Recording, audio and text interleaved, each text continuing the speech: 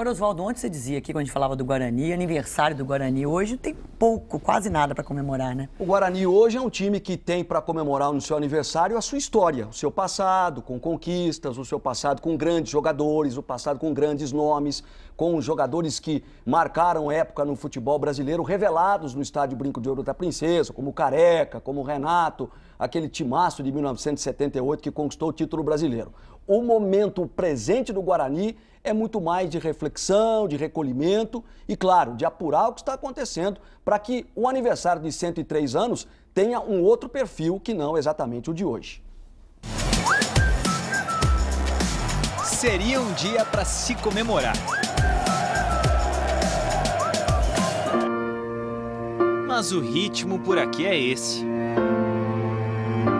O Guarani completa hoje 102 anos de vida e, de presente, um dos piores momentos de sua história. É um aniversário que eu digo que é um aniversário para todo mundo repensar o Guarani, os oportunistas de plantão também começarem a pensar que o Guarani merece um pouco de respeito à instituição, esquecer um pouco as pessoas e pensar um pouco no clube, na instituição Guarani. No futebol, a bola tem sido ingrata. Branco pediu para sair depois de outra derrota em casa, 3-0 para o Atlético de Sorocaba. Agora faz parte do passado, mas a campanha dele fica de herança. Foram 13 jogos, 2 vitórias, 13 empates e 8 derrotas, 22% de aproveitamento.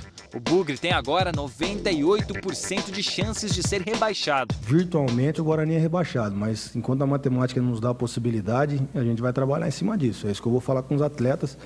A vida deles, a nossa, continua. Se dentro de campo as coisas vão mal, fora dele, pior ainda. O clube vive uma situação caótica nos bastidores, com dívidas que chegam a 180 milhões de reais. Uma das soluções da atual diretoria é vender o entorno do estádio Brinco de Ouro. Nós temos um patrimônio aí, conforme eu disse, e estamos fazendo parte da negociação de parte desse patrimônio para poder fazer frente a essa dívida e começar o clube do zero. Prédios comerciais, hotéis, um street mall que é um shopping integrado à Avenida Princesa do Oeste.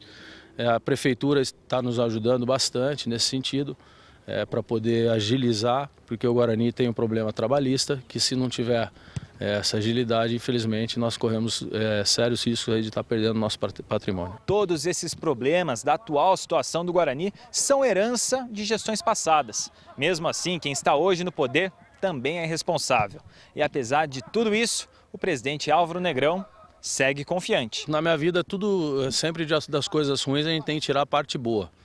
Eu nunca vi ninguém crescer, ninguém evoluir sem sofrimento. Então, infelizmente, o Guarani vai passar por essa fase ainda, esse ano conturbado, mas pelo menos uma das metas aí nós vamos buscar, vamos planejar para que o Guarani suba para a Série B. Com um cenário tão ruim assim, pensar em dias melhores faz bem. A esperança é que os próximos aniversários sejam dignos de comemoração.